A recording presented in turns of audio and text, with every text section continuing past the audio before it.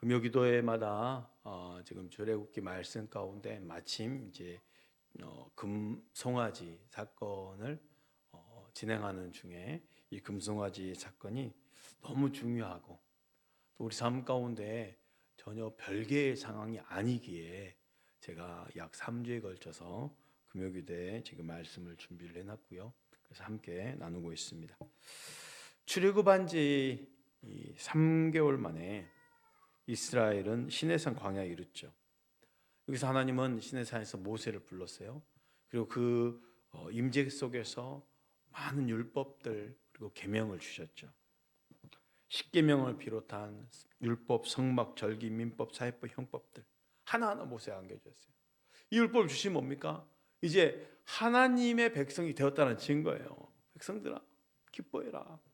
우리는 이제 종이 아니다. 우리에게도 법이 있다. 그런 거 아닙니까? 그리고 이제 하나님은 모세에게 하나님께 친히 아로 새긴 십계명 돌판을 지어주고 산 아래로 보내신 거죠.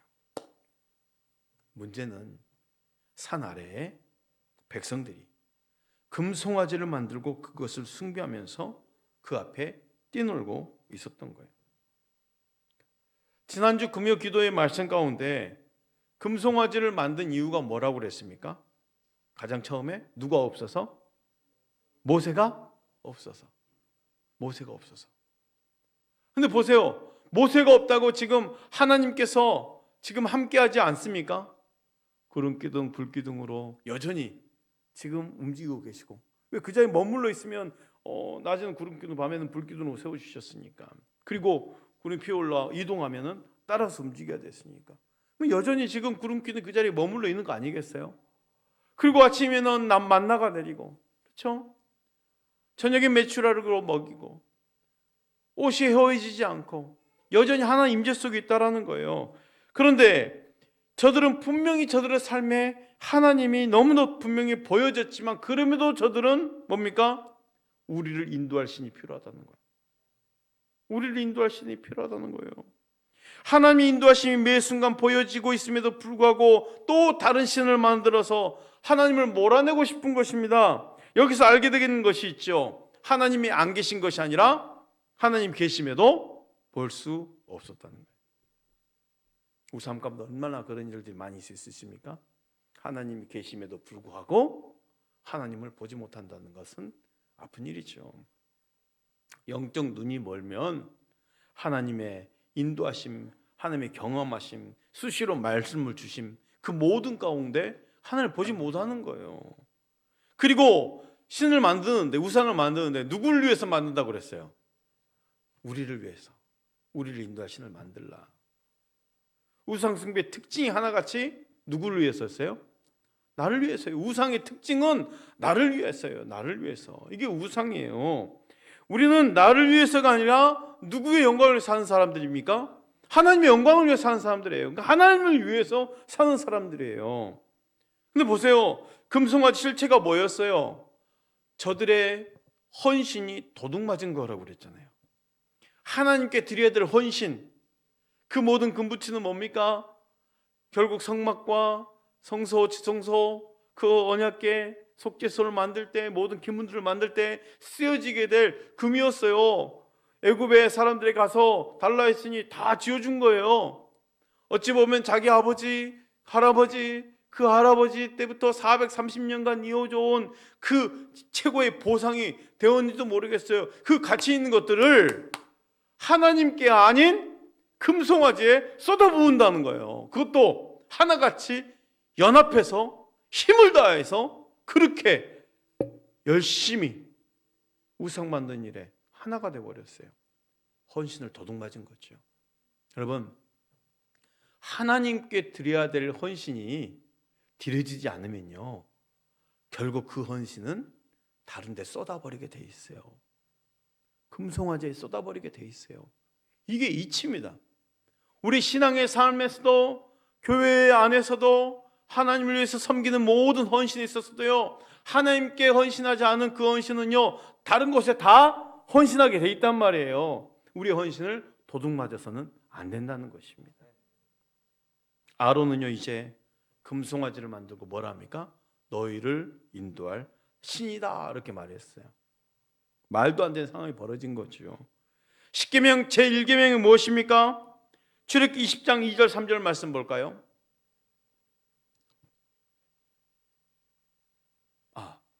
제가 너무 급했나요? 출애굽기 32장 1절부터 6절까지 먼저 한번 읽고 시작할까요? 출애굽기 32장 1절부터 6절 우리 함께 읽어봅시다. 시작. 백성이 모세가 산에서 내려옴이 더듬을 보고 모여 백성이 아론에게 이르러 말하되 일어나라 우리를 위하여 우리를 인도할 신을 만들라. 이 모세 곧 우리를 애굽 땅에서 인도하여 낸 사람은 어찌 되었는지 알지 못함이니라. 아론이 그들에게 이르되 너희의 아내와 자녀의 귀에서 금고리를 빼어 내게로 가져오라. 모든 백성이 그 귀에서 금고리를 빼어 아론에게로 가져가매 아론이 그들의 손에서 금고리를 받아 부어서 조각칼로 새겨 송아지 형상을 만드니 그들이 말하되 이스라엘아 이는 너희를 애굽 땅에서 인도하여 낸 너희의 신이로다 하는지라. 아론이 보고 그 앞에 제단을 쌓고 이에 아론이 공포하여 이르되 내일은 여호와의 절이니라 하니 이튿날에 그들이 일찍 일어나 번제를 드리며 화목제를 드리고 백성이 앉아서 먹고 마시며 일어나서 뛰놀더라. 지금 금송아지 사건의 내용이 지금 1절부터 6절까지 좀 읽었어요. 자, 그러면 보세요. 아론이 금송아지를 만들었어요. 그리고 하는 말이 너희 인도할 신이다 말했단 말입니다. 이게 말도 안 되는 상황이 벌어진 거예요. 십계명 제1계명이 뭡니까? 넌 나 외에 다른 신을 내게 두지 말라였어요. 근데 출애굽기 20장 2절 3절 말씀 다시 한번요. 출애굽기 20장이죠. 보겠습니다. 나는 너를 애굽 땅 종 되었던 집에서 인도하여 낸 내 하나님 여호와니라. 넌 나 외에는 다른 신들을 내게 두지 말라. 이게 십계명 1계명이에요. 넌 나 외에 다른 신을 두지 말라. 그러니까 다른 신을 섬기면 우상인 거죠. 우상이에요. 그런데 여기서 자연스럽게 따라오는 의문이 있습니다. 다른 신이란 뭘까? 여러분, 우린 장담하죠. 적어도 내가 설마 신앙생활 이렇게 오래 했는데 내가 불상 따위에 절한 사람이겠습니까? 하면서 에이 나는 그런 우상 섬기지 않죠. 근데 여기 보세요.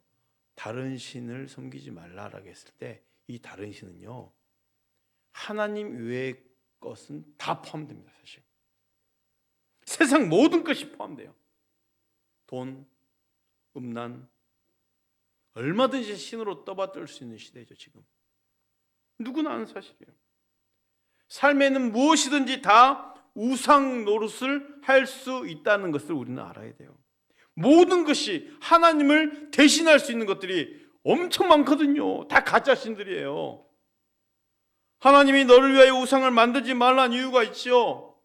이집트에도요, 당시 애굽에도 온갖 우상들이 많이 있었을 거 아닙니까? 송아지 신이 있었어요. 송아지 신이 있었단 말이에요. 그럼 보세요. 애굽에서 있었던 그 송아지 신과 지금 이스라엘 그 밑에서 만들어 놓은 그 금송아지 신이 똑같을까요? 틀릴까요? 틀립니다. 애굽에 있는 송아지 신과 지금 이스라엘 만드는 이 금송아지의 신은 틀려요. 이 금송아지는 뭐였어요? 널 인도할 신이었어요. 하나님을 만들어 놓은 거예요. 지금 저들이 하나님이 인도해 있잖아요. 그러면 하나님이 눈에 보이지 않으니까 야 우리를 인도할 신이 눈에 보이게 좀 만들어 놓자. 그리고 만들어 놓은 게 너희 인도할 신이 이게 하나님이다 라는 거예요. 금송아지를 보면서 이게 하나님이라는 거예요. 말도 안 되는 거죠. 그리고 아론은 금송아지 앞에서 단을 쌓고 그 다음 날을 여호와의 절일이라고 선포를 한 거예요. 이스라엘 백성들이 금송아지는 송아지 신이 아니고 하나님이라고 지금 여겼던 거죠. 여러분, 하나님이 너를 위해서 새긴 우상을 만들지 말라 한 이유가 있습니다. 너를 위해서 새긴 우상을 만들지 말라 한 이유 첫 번째, 영이신 하나님만을 섬겨라는 거예요. 영이신 하나님만 섬겨라. 하나님은 형상이 없는 영이시기에 시간과 공간을 초월하고 우주 만물을 주관하고 우리 한 사람 한 사람을 개별적으로 함께 하시고 우리 각자를 도우시는 분임을 믿으시기 바랍니다. 만약 형상을 만들어 놓고 그 형상만 신이라고 한다면 그 움직이지 못하는 아무짝에 쓸모없는 것들이 어떻게 한 사람 한 사람 다 도울 수 있을 것이며 시간과 공간을 초월해서 그 과거 2000년 4000년 전에까지 미칠 수 있고 공간을 넘어서 만날 수 있겠냐는 거예요. 무소부재하시고 시간의 제약이 없으신 하나님이시라는 거예요. 그러니 우리를 다 만나실 수 있는 거죠. 우리를 다 만나실 수 있는 거죠. 영이신 하나님만을 섬기라는 거예요. 하나님 너를 위해서 새긴 우상을 만들지 말라. 두 번째 이유가 있어요. 마음으로도 하나님의 우상을 만들지 말라는 거예요. 마음으로도. 왜 그럴까요? 출애굽 백성들에게 신을 만들라 했더니 왜 금송아지가 뚝딱 나왔겠습니까? 저들 마음에 뭐가 있었어요? 금이 있는 거, 그 마음에 재물이 있는 거예요. 하나님을 내가 원하는 하나님으로 뚝딱 만들, 내가 갖고 싶은 것들이 터져 나온 게 그거예요. 마음에 있는 것들이. 금은 인간의 욕망의 상징이죠. 그들은 금송아지 형상을 하나님 우상을 만듦으로써 그 우상이 자신들의 욕망을 채워줄 황금, 요술, 방망이가 되리라고 믿은 거예요. 결국 그들은 하나님의 형상을 손으로 만들기 전에 뭐로 먼저 만든 거예요? 마음으로 이미 만들어 놓고 지금 요구한 거예요. 마음속에 탐욕에 의해서 만들어진 하나님의 우상이 결과적으로 눈에 보이는 금송아지로 나타나는 거예요. 오늘날에도 이 잘못된 믿음이 얼마나 만연되어 있습니까? 돈이면 다 해결될 수 있어. 돈이면 내 노후도 다 해결될 수 있어. 탐심과 탐욕이 곧 우상임을 우리는 알아야 됩니다. 골로새 3장 5절 말씀이에요. 우리 함께 읽을까요? 골로새 3장 5절 말씀 제가 읽어드립니다. 그러므로 땅에는 지체를 죽이라. 곧 음란과 부정과 사욕과 악한 정욕과 탐심이니 따라합시다. 탐심은 우상 숭배니라. 탐심은 우상 숭배니라. 우리의 마음의 욕심은 우상 숭배인 거예요. 마음으로도 우상을 만들지 말라는 이유가 바로 여기 있습니다. 영이신 하나님을 섬겨요. 그래서 나온 게 황금송아지죠. 아론은 저들이 무엇을 좋아하는지를 알고 있었어요. 잘 알고 있었어요. 그리고는 자기들이 만들어 놓고 자기들이 즐기면서 하나님이 절일이라고 선포하는 거예요. 이렇게 32장 5절 말씀. 아론이 보고 그 앞에 제단을 쌓고 이에 아론이 공포하여 이르되 내일은 여호와의 절일이라 하니. 절일, 절기를 자신들이 만들어서 선포하는 거죠. 저들 스스로 하나님 노릇을 하겠다는 것입니다. 이것이 바로 우상숭배 함정이에요. 우리 안에 자리 잡은 탐심과 이기심은 결국 하나님마저 내 밑에 두고 조종하게 만든 거예요. 내 뜻대로 하겠다라는 거죠. 이것은 곧 멸망의 지름길을 우리가 명심해야 될 것입니다. 또한 여호와의 절일이라고 말하는데 그 여호와의 절일이라고 말하는 그 말 가운데 하나님이 있습니까? 없습니까? 하나님은 없어요. 우상을 만들어 놓고 여호와의 절일이래. 정작 그 안에 하나님이 없어요. 하나님의 날이라고 선포하는데 하나님이 계시지 않는 것이요.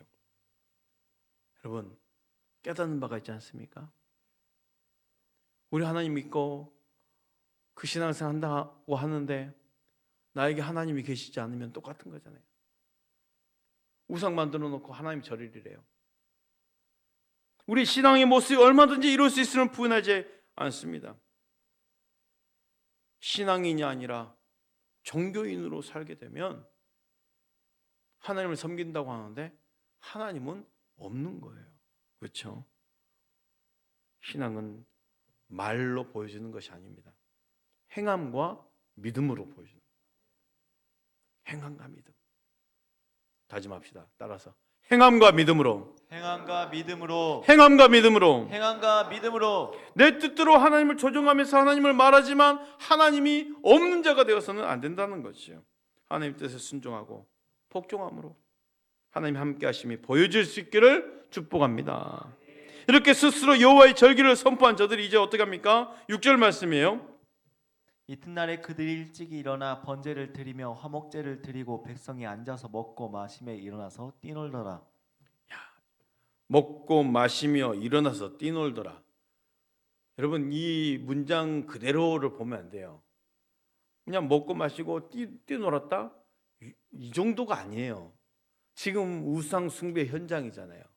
이거는 이스라엘 백성들이 전혀 뭐 우상을 섬기는 방법을 모르는 상태에서 즐기는 게 아닙니다. 애굽에서 보았던 짓거리죠. 당시 그 온갖 우상의 섬기는 그 신전들은 온갖 음란한 것들이 가득합니다. 온갖 그 음란과 성애가 만연한 것들이 바로 그런 신상들이에요. 그래서 뛰놀더라, 이거는 그냥 그 자리에서 뛰어논다는 표현이 아니에요. 감정적인 자극 가운데 우상 앞에서 온갖 신적 행위가 있는 묘사죠. 술 마시고 흥분해서 뛰놀다가 결국 나중에는 음란으로, 가증스러운 것으로, 쾌락의 노름으로 우상을 핑계하면서 인간 자신들의 쾌락을 최고조로 끌어올리는 이런 사악한 일들이 지금 벌어지고 있는 거지, 그냥 단순히 뛰놀더라 이게 아니라는 거예요. 그렇다면 여러분, 저들이 지금 자신들이 노예로 살았잖아요. 자기 주인들이 애굽에서 했던 짓을 그대로 한 거예요. 그대로 한 거예요. 알아서 한 게 아니죠. 430년 동안 계속 보았던 것, 애굽에서 늘 보던 금송아지, 애굽 사람들이 늘 즐기던 그 쾌락들을 이제는 자신들이 주인이 되어서 당당하게 하고 있는 그런 것 아니겠어요? 애굽을 흉내내고 있는 거죠. 그동안 노예로서 동참하지도 못했고 형편이 안 돼서 못했고, 이제는 자기가 주인 되어서 하는 거예요. 여러분, 지금 이 시대에도요, 썩어질 세상의 문화는요, 우리들 마음을, 또 우리 자녀들의 마음을 흔들어대고 있습니다. 제사함 받고 있는 하나님 자녀가 된 지금에도 우리 눈에는 여전히 세상이 좋아 보이는 거죠. 세상의 권력이 좋아 보이고, 세상의 쾌락이 좋아 보이고, 세상의 온갖 보아가 영적인 것보다 더 좋게 느껴진다면 속히 그 우상에서 돌아서야 될 줄 믿습니다. 그렇다면 그 금송아지 앞에서 오늘 교회는 어떻게 해야 될까요? 신령과 진정으로 예배해야 할, 가장 거룩해야 할 교회마저 금송아지 앞에서 놀아난다면 정말 잘못된 일이지요. 하나님 지금도 신부된 교회가 거룩해지길 바라고 우리 가운데 임재하시고 우리를 향한 아름다운 계획을 가지고 계십니다. 주님의 재림하실 그 날을 준비하면서 신부는 우리의 만남을 지금 감격 가운데 기다리고 계셔요. 그런데 신랑 되신 예수님을 감격 가운데 순결함으로 기다려야 할 신부된 교회인 우리가 금송아지 앞에서 뛰어논다면 얼마나 잘못된 일이겠습니까? 우린 주님 다시 오실 때까지 항상 깨어 준비하는 모습이 되어야 될 줄 믿습니다. 등에 기름을 가득 채우는 거죠.